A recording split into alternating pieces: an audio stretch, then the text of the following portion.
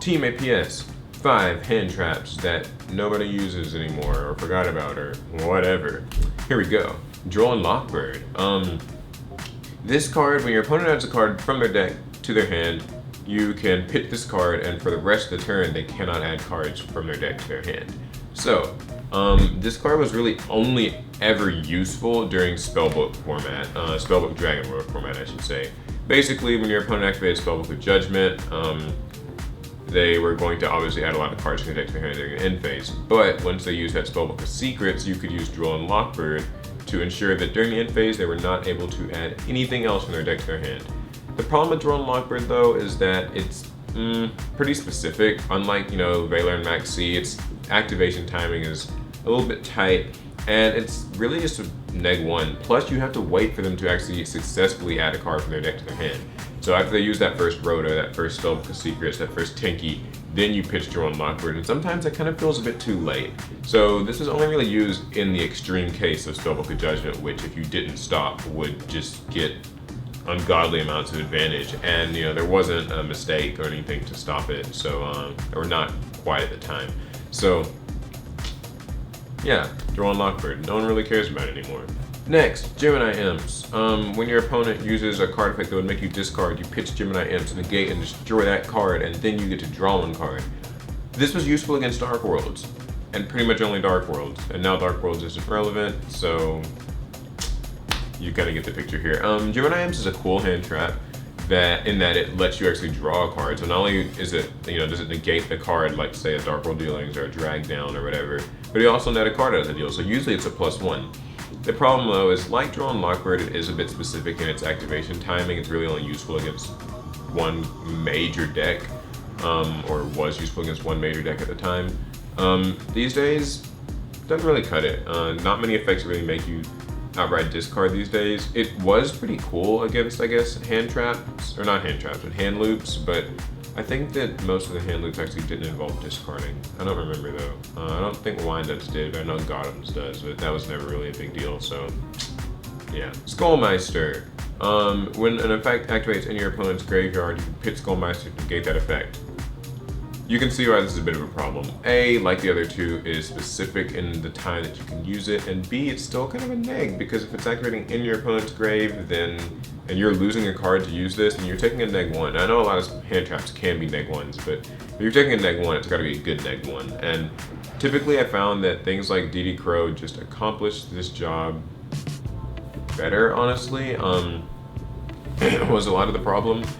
Stopping something activated in grave like a Plague Spreader or Malicious or a Dandelion was great, but I think this card would have been a little bit better if perhaps maybe you banished the card as well, and that would be nice. Things like that, but otherwise it's just kind of restrictive. Although it is one of the few hand traps that has like decent stats outside of like a little bit of attack and defense, and I think it's level 4, so there's something to that. But yeah, generally speaking, just doesn't really cut it. You'd rather have a DD Crow. You'd rather just, use something that stops graveyard effects like Soul Drain. So, sad days, but that's how it is. Battle Fader. This one's been crept out largely for Swift Scarecrow, but when Battle Fader came out, it was a really big deal. It was a really cool card. When you get attacked directly, you can just special summon Battle Fader in defense, and is the battle phase. Was really cool.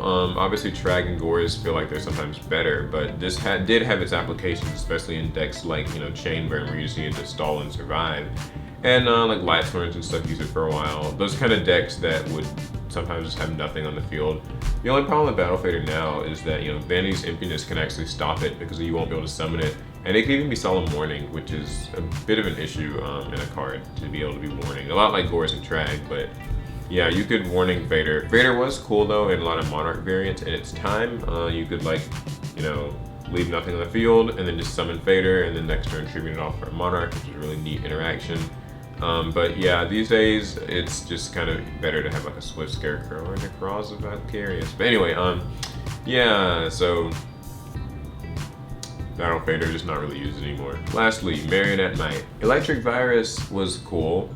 Puppet Plant was cool. Marionette Knight has the same effect as those, except it's only for fiends and zombies. If you don't know what I'm talking about, you can pitch Electric Virus or Puppet Plant to take control of one of 2 different types of monsters. Puppet Plant is spellcaster warriors, and electric virus dragons or machines. Well, Marionette Might, you can pitch it from your hand and take control of a fiend or a zombie. But this has never really been great because a lot of the top decks don't really use fiends or zombies, or if they do, it's not always great to take control of them. So you would think, oh, you can take control of a Burning Abyss monster, but like that really matters. They all plus when they die, and they're just a bunch of weak monsters. They'll blow themselves up if you have anything that's not a Burning Abyss monster inside the field. So yeah, you know, whereas Puppet Plant was useful against like Six Samurai and things like that, maybe even spellbooks to some extent. And like Electric Virus was great when like Chaos Dragons were big, and machine decks like, you know, Machina was big.